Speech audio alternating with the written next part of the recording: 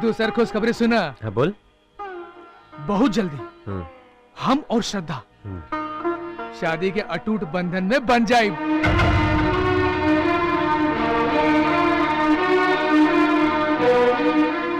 हमार बाबूजी बहुत मन लगा के लागल बानी।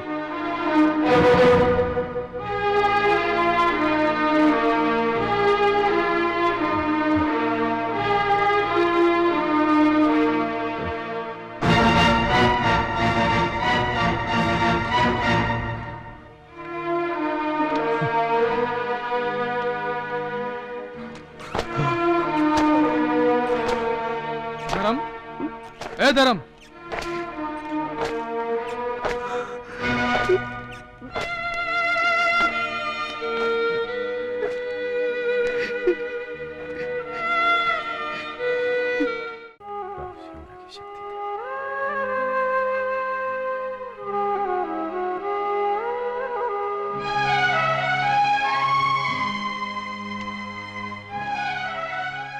गोड़ लगा था जी अतरहा बबुआ। अब हम रिक्शा चलाकर अपन पढ़ाई पूरा करा और रिक्शा वालन के हक के खातिर आखिरी सांस तक लड़ा। माई आशीर्वाद दे। हाँ बबुआ।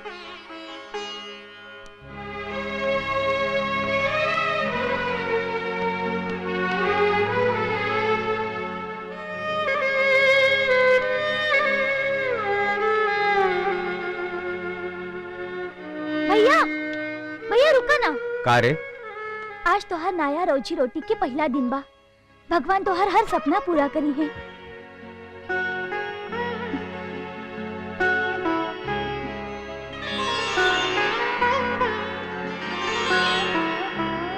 अच्छा।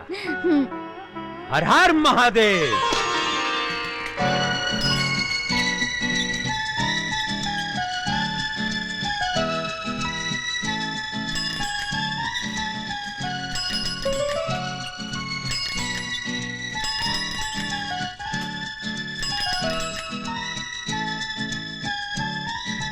अरे तू कहा देगा दाड़ा हो? ठाकुर सुरेंद्र सिंह के लड़का रिक्शा ना चला सकेला, धर्म के दोस्त चला सकेला? हाँ का मजाक करत अड़े रे? हट। ये मजाक न हो, मकसद हो शिक्षित बेरोजगार युवकन के जागरूक करे के। मकसद हो अपन दोस्ती के युग युग तक जिंदा रखे के। और यह मकसद पूरा करे खातिर हम अपन हवेली छोड़ाइल बानी। चल अभी सौ से समाज के बता दे, कौनो काम छोट बड़ न होला धर्म। चले रहनी यार अकेले ही जंग पर, लेकिन अब तू आ गए बड़े साथी तो हमरा के लागता पूरा कारवां पीछे आ जाई रे। हर हर महादेव। हर हर महादेव।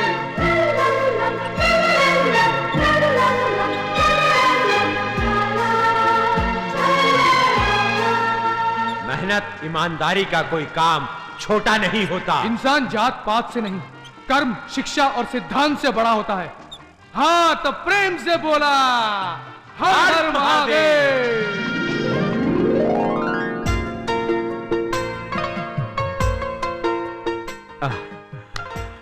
और तब से वीरू का दोस्ती पाके ना हम अपने आप क्या कबो अकेला ना समझनी है।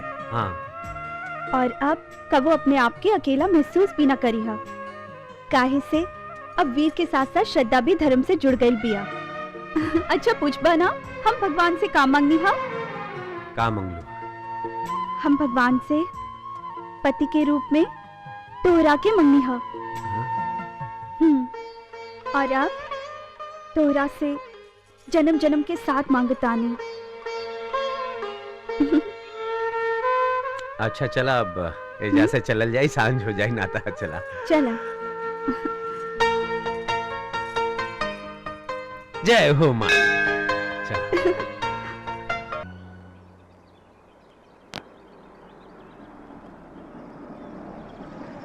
अरे श्रद्धा, प्रणाम चाचा जी। खुश रह खुश रह। बैठा बैठा। हाँ तो तुहार बाकी का मित्र मंडली मुंबई चल गई जी। वीर कहाँ बाड़न? वीर? अरे वीर बेटा। जी बाबूजी। तो से मिले श्रद्धा आइल बाड़ी। हम ही जाके मिल लेतानी।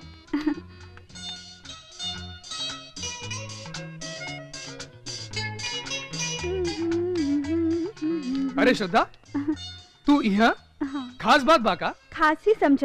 परसों हमार जन्मदिन बा। शहर में रहती तो पार्टी शार्टी रखती।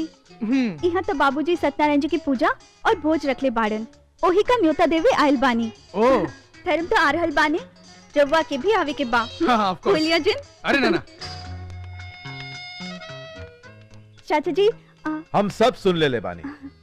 परसों तो हर जन्मदिन बा। आपके भी आवे के बा। ये हमरे बाबूजी की विनती है। हाँ बेटा जरूर आए। प्रणाम चाचा जी। खुश।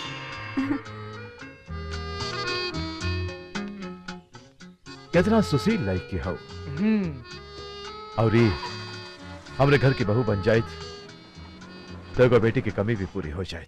अरे तब बड़ खुशी का बात बा माई। हैं? हाँ बोल। महतारी बाप के सबसे बड़ खुशी तबे होला जब ऊ अपन लड़की के हाथ पियर करके ओके ससुराल में सुखी देखे ले। असा बुरी तो हमरे आँखी के पुत्री ही है। ये माई, तू सबरी के चिंता मत कर, सबरी के चिंता मत कर। हम तरह से ई वादा करतानी कि हम सबरू खातिर इतना बढ़िया लड़का खोजब, इतना बढ़िया लड़का खोजब कि 100 जिला जवार में कौन इतना नीमन लड़का ना मिली केहू के घरे। हाँ हमार बबुआ। ओ धर्म। अरे वीर भाई प्रणाम। जियत रहा बचवा। और हाँ अच्छा बबुआ, तू लोग बतियावा, हम सुते जाता नहीं। हाँ? अच्छा मैं तो आराम कर, हम जल्दी आता नहीं। ठीक है। हाँ सुन, हाँ बोल रहे। परसों श्रद्धा के जन्मदिन बा हाँ। और हमने के कुछ उपहार तो देवे के चाहिए नु। देखा हम दो एगो सूट ले आयल बानी। चला जल्दी से फटाफट एगो पसंद कर ला। अरे ये सब कुल लफड़ा में हमरा के मत डाल रे बाबू। ये का लफड़ा? तू ही पसंद कर और तू ही दे रे बाबू। अब हमरा के नाटक ना मार। करा। हाँ? फटाफट अपन पसंद से पसंद करो। नाराज हो गए का? हाँ नाराज हो गई नहीं, फटाफट चल। अच्छा अब ठीक है। ये वाला मेरे तरफ से। हाँ, ठीक है। ये भइल ना दोस्ती वाली बात। हाँ हाँ, अब दूसर खुशखबरी सुना। हाँ बोल। बहुत जल्दी हम्म, हम और श्रद्धा हम्म। शादी के अटूट बंधन में बन जाए।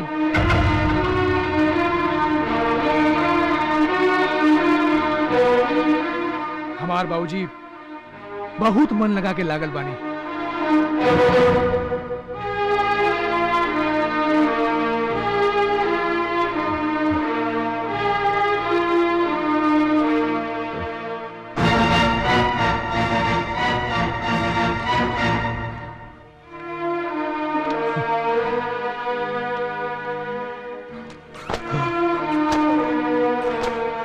धर्म, ए धर्म,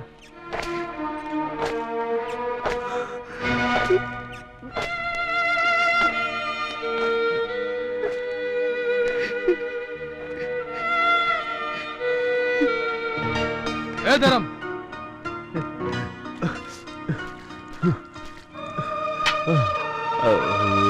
आंख में थोड़ा करिखा चल गए रे। क्या बात है धर्म? हमार शादी के खबर सुन के तू खुश ना भइला? रे ना रे, ऐसे कोनो बात नहीं खे। कौनो बात नहीं किए, कौनो बात नहीं किए। अरे कौनो बात तो जरूर बा। तोर जबान कुछ और तोर आंख कुछ कह रहल बा, और हम तोर जबान के ना तोरे आंख के बात सुनल चाहता नहीं। बतावा धर्म, वो क्या बात है जबन तो के हमरा खुशी में ना शामिल होके देलस? अरे कैसे बात करे था? तू हमरा के अपन क्रिया भी ना किए था ना, तब हम तरह से ना छिपे थी। दरअसल हम श्रद्धा से प्रेम करेंगे, लेकिन ये प्यार तरह दोस्ती से बढ़ के तो ना है दोस्त।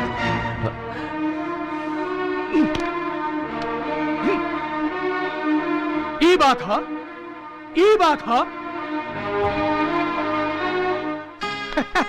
अरे पगले, प्यार में कुर्बानी हम देव, श्रद्धा से शादी तू करबा। ए ना रे ना बद अरे दोस्ती में ना तू बहुत बड़ बड़ कुर्बानी दे चुकल बाड़ा। ए बाबू हमो के एगो मौका दे दे, ई टाइम हम कुर्बानी देवे का। हाँ? का बहुत मुश्किल बा। काहे? ये तो बड़ा मुश्किल फैसला बा। क्या करें?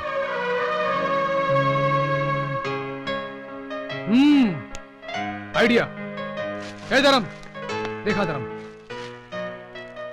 परसों श्रद्धा के जन्मदिन बा और हमने के अपन अपन पसंद के सूट श्रद्धा के उपहार में दिया जाए। श्रद्धा जेकर सूट पहनकर बाहर आई हैं वो उनका पतिदेव, और जेकर सूट ना पहनी है वो उनका देवर जी। बोला का कहता? अच्छा तारी शर्त मंजूर, बाकी हाँ। बाकी बाकी सुन ले। एगो शर्त हमरो तरह के रखे के पड़ी। ई जौन गिफ्ट का पैकेट होखी ना ओकरा पे अपन अपना नाम ना लिखल जाए, ठीक बा? मंजूर बा, वादा? एकदम पक्का वादा। चलता रह के हम छोड़ के आते हैं। आजा, आजा। चल चल।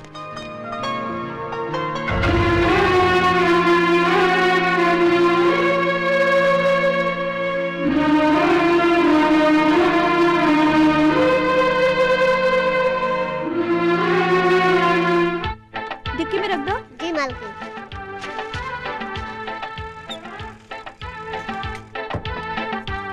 अरे अच्छा भइल बेटा गलू तू बाजारे, तरह के खोजत रहनी हम। अच्छा वो हमार गिफ्ट मिल गेल तरह के। मिल तो गइल, लेकिन एडवांस में भेजला का जरूरत रहल?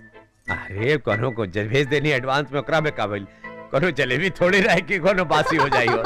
अच्छा अब सुनो, तोरा से एगो और बात करे के रहे हमरा के। का? लेकिन वादा करा कि तू हमार कहल बात के तू वादा के मुताबिक पूरा कर।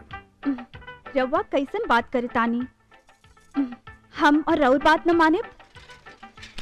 हम चाहता नहीं कि जौन दिन तहार जन्मदिन बा उ दिन तू ललका वाला सूट पहरा। हम देखे चाहता नहीं कि तू ललका वाला सूट में कैसे लगल हो। बस इतना छोटी सी बात। चले ठीक बा। अच्छा ई तो छोट इच्छा पूरा हो गई, एगो और बड़ इच्छा हमार तरह के पूरा करे के पड़ी उस समय। कवन बात? हाँ? अरे उस समय वहाँ पे तोरा के देर होते ही तू चला बता दे बाद में। बाय। अच्छा अच्छा संभार के गाड़ी चला, ठीक बानू? जन्मदिन पर ललका सूट भूरिया मत। जा संभार के।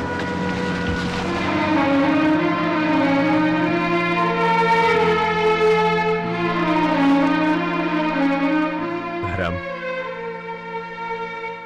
आज तू दोस्ती का हक निभा दे ले रे।